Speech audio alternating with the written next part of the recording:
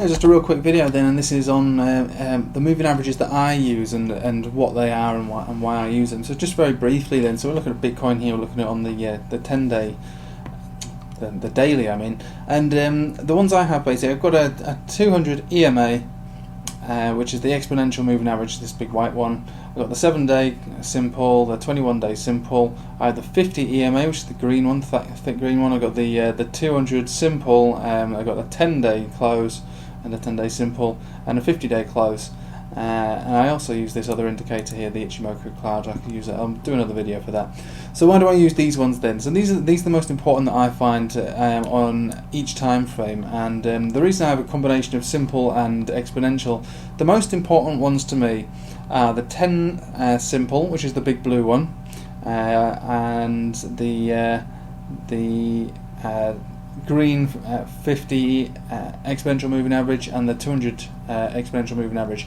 The way that they work basically and what they actually are. So let's look at the 10 simple. Okay, so this 10 simple, what it actually is, it's 10 days of price action divided by 10, and so it basically gives you a movement it's reactive to the moves that are already happening, and gives you a rough idea of where the trend is going. So like I say, it's not a precursor as to what's going to happen, it's reacted to what's already happening, and it's showing a general trend.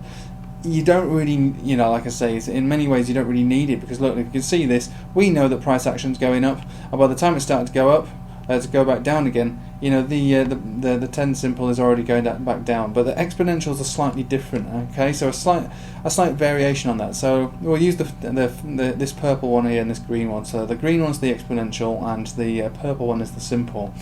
So what I said before, will apply to the purple one. So the purple is 50 days of price action divided by 50. But the exponential is 50 days of price action, but with more emphasis on the most recent time frame. So the more recent, I think it would be the last 30% of the price movement is indicated within that trend line, if that makes sense to you. So they kind of move the same, but you can see that the green is more reactive to the price action than the purple.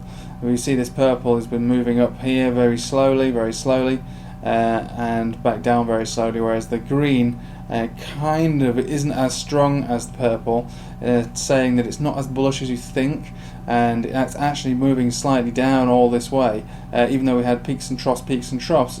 It kind of got it right, really. It says, look, the general trend is down, it's actually going to stay down, I'm not moving up. I'm not fooled like you are on this purple. So the exponentials seem to be more important when it comes to something like a cryptocurrency asset, where the movements are sort of a lot more volatile, and you really want to get a trend set as fast as possible. Now, a 50 exponential moving average is a long period of time, but it's just long enough for me to trust its general movement of trend.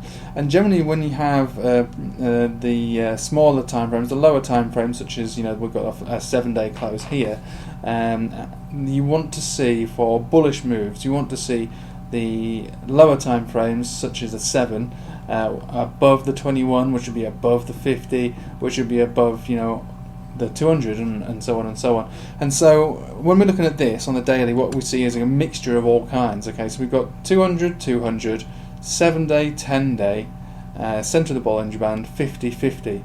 That doesn't look like a healthy way at all. Now we'll move back to where it looked back here, where it was starting to look bullish, and we had 200, 50, 50, centre, 10, 7. That's what you want to see. You always got the 21 there. So you've got a nice spread, and that, as you can see, when we had crosses of, that's a golden cross, that's a golden cross, and then these guys cross, so it all spreads out nicely. That means it's likely to have a continuation of bullish moves. And this only starts to waver when we start to see crosses. So we had the 7-day cross beneath 10, which isn't such a big deal, but it crossed nonetheless. But it did have a continuation.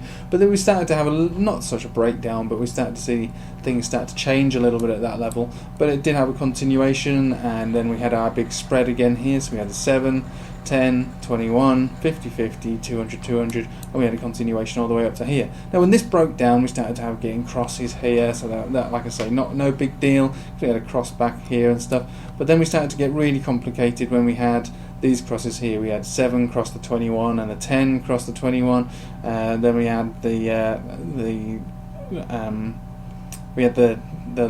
7 and the 10 cross the 50, and then cross the 50 exponential, and it started to go all over the place, and like I say, it started to get a bit messy. And when things start to get messy like that, it's not as clear cut as straight up or straight down.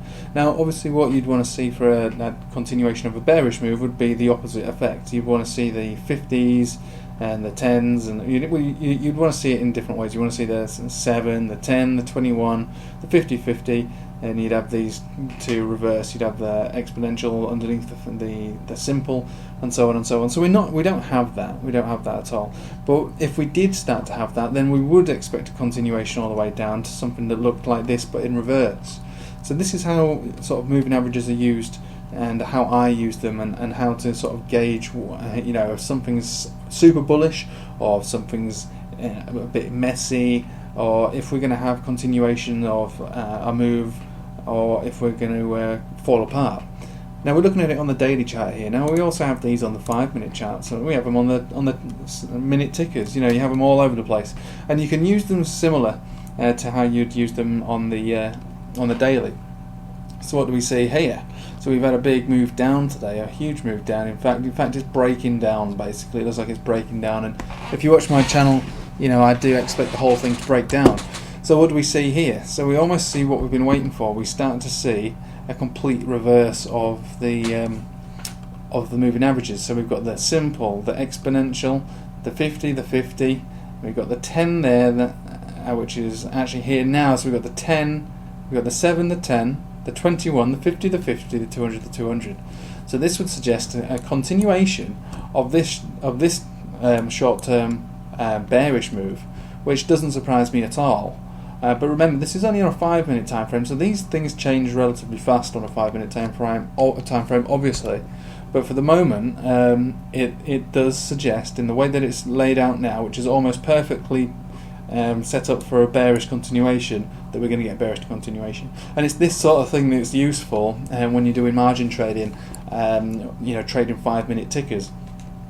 There's a lot of things you've got to bear in mind when you're collecting pips and trading on margin trades, but you want to be making swift entries and exits, and it's these sort of setups that can help you do that. So this would tell me that obviously the momentum is to the down, and what we really want to be looking for is, we want to see all of these moving averages spread as we are, and if we have the ability to move up to the top of the Bollinger Band here with one of these candlesticks, the likelihood is it's going to come all the way back down to the bottom of the Bollinger Band, generally speaking. And so you can use moving averages on a short time frame like this, you can use it on a daily time frame like this to map out what it is that's likely to happen, simply just from using moving averages. And you can see just from the examples that I've showed you there that they generally call it quite well if you are able to read them. And by reading them, it doesn't necessarily mean that, reading this one here, just reading this here, this would be a good setup to make a buy, and you would be pretty successful if you did that. But when they start to make crosses like this is more of a time to go cut down to the smaller time frames, have a look at what they're saying there, and if you aren't certain, because like I say, all these crossing over from each other and getting all tangled up with each other, not being certain of something doesn't mean you should make a trade on anything. It just means you should wait it out and see what's going on.